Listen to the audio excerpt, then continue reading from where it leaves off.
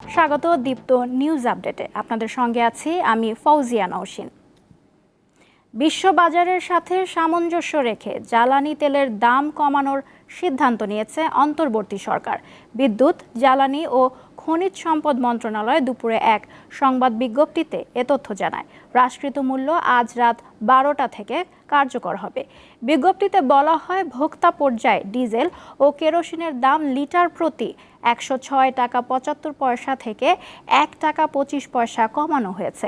এতে ডিজেল ও কেরোসিনের দাম পড়বে 105 টাকা 50 পয়সা। একই সঙ্গে পেট্রোলের দাম লিটার প্রতি 127 টাকা থেকে 6 টাকা কমিয়ে 121 টাকা এবং অকটেনের দাম 131 টাকা থেকে 6 টাকা কমিয়ে 125 টাকা পুনর্নির্ধারণ করা হয়েছে। বিশ্ববাজারের সঙ্গে সামঞ্জস্য রেখে গত মার্চ থেকে জ্বালানি তেলের স্বয়ংক্রিয় মূল্য নির্ধারণ শুরু হয়। সে হিসাবে প্রতি মাসে নতুন দাম ঘোষণা করা হচ্ছে। তবে আগস্ট মাসে জ্বালানি তেলের দাম অপরিবর্তিত ছিল। অন্তর্বর্তী সরকারের প্রধান উপদেষ্টা ডক্টর মোহাম্মদ ইউনূসের সঙ্গে বৈঠক করবেন বিভিন্ন রাজনৈতিক দলের নেতারা। প্রধান উপদেষ্টার সরকারি বাসভবন যমুনায় বেলা 3টা থেকে এ সভা শুরুর কথা রয়েছে। জানা গেছে, দেশের সার্বিক পরিস্থিতি, সংস্কার এবং নির্বাচন নিয়ে রাজনৈতিক দলগুলোর সাথে আলোচনা করবেন প্রধান উপদেষ্টা। এর আগে গত বৃহস্পতিবার দেশ সংস্কার প্রসঙ্গে রাজনৈতিক দলগুলোর কাছ থেকে প্রস্তাব আহ্বান করে অন্তর্বর্তী সরকার। এ সময় রাজনৈতিক দলগুলোর সঙ্গে আলাপ আলোচনার প্রক্রিয়া চালু রাখার কথা জানান পরিবেশ ও বন উপদেষ্টা।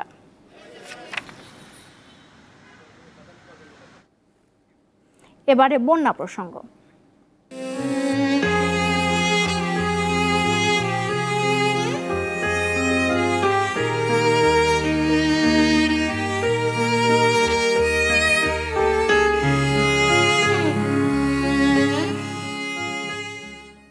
দেশের সকল প্রধান নদ নদীর পানি বর্তমানে বিপদসীমার নিচ দিয়ে প্রবাহিত হচ্ছে বলে জানিয়েছে বন্যা পূর্বাভাস ও সতর্কীকরণ কেন্দ্র। দুপুরে রাজধানীতে এক ব্রিফিংয়ে এ তথ্য জানান কেন্দ্রের উপবিভাগীয় প্রকৌশলী মেহেদী হাসান। আগামী 48 ঘণ্টা দক্ষিণ পূর্বাঞ্চল ও তৎসংলগ্ন উজানে ভারী বৃষ্টিপাতের সম্ভাবনা নেই বলেও জানান তিনি।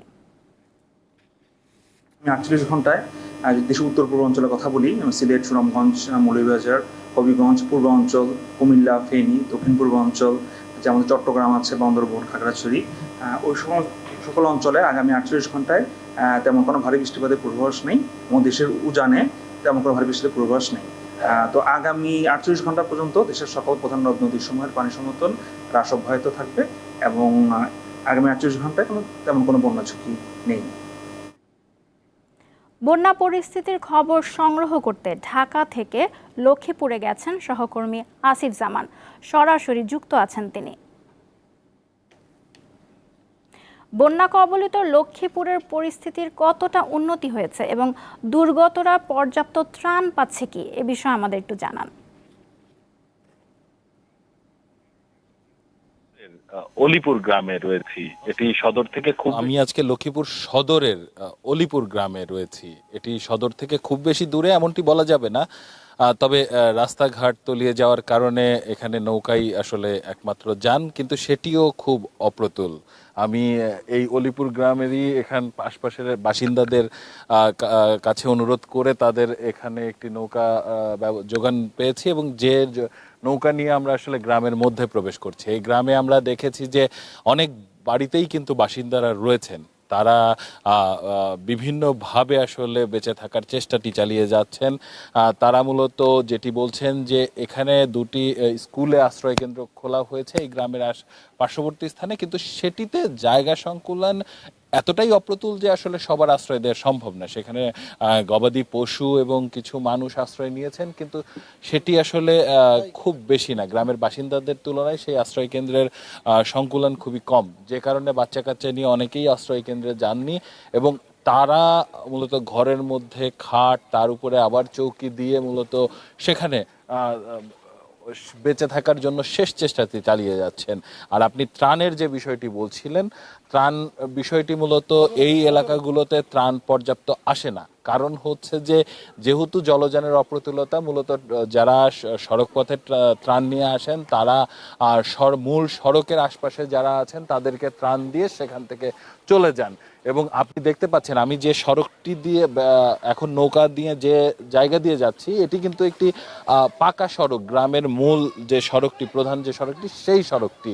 এই সড়কের মধ্যেও এখানে কোমর সমান পানি, এবং যেটি মূলত এই পানিতে হেঁটে যেভাবে যেতে হয় সেভাবে এসে আসলে ত্রাণ নিয়ে এসে গ্রামের মধ্যে বন্টন করা অনেকটাই কষ্টসাধ্য। এবং এর কারণেই মূলত এই ধরনের জায়গাগুলোতে ত্রাণ না পাওয়ার অভিযোগ কিন্তু রয়েছে।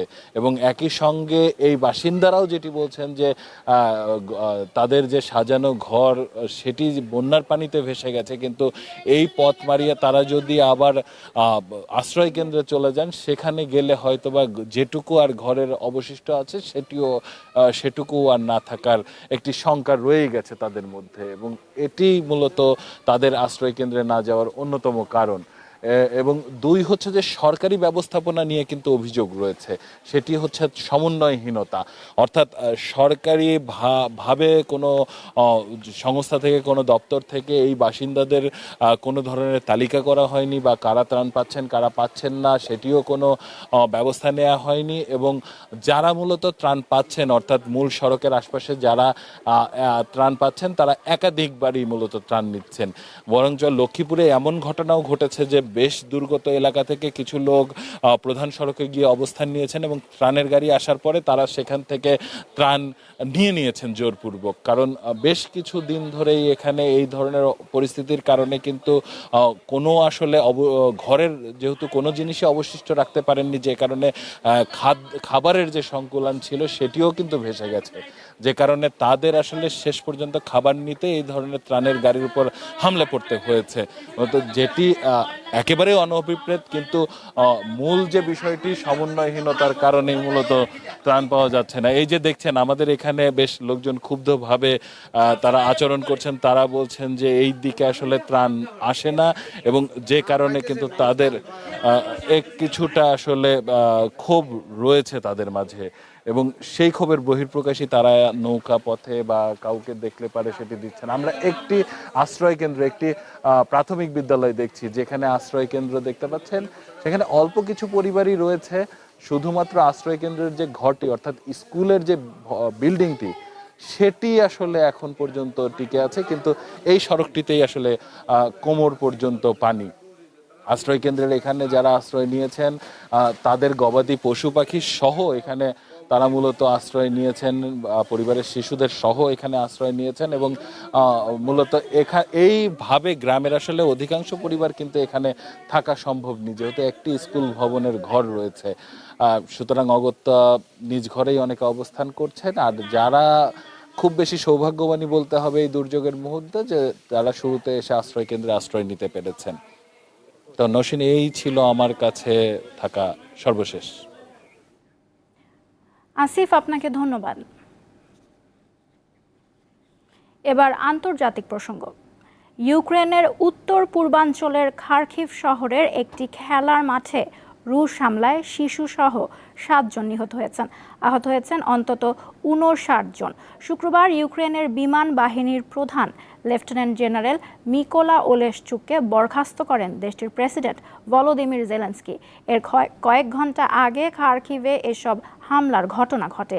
জেলেনস্কি জানান, ইউক্রেন যদি সামরিক ঘাঁটিতেই রাশিয়ার যুদ্ধ বিমান ধ্বংস করে দেওয়ার সক্ষমতা অর্জন করতে পারে, তবে এসব হামলা ঠেকানো যেত। এই ছিল দীপ্ত নিউজ আপডেটে। আমাদের পরবর্তী আয়োজন দুপুর 3টায় দেখার আমন্ত্রণ রইল। ধন্যবাদ।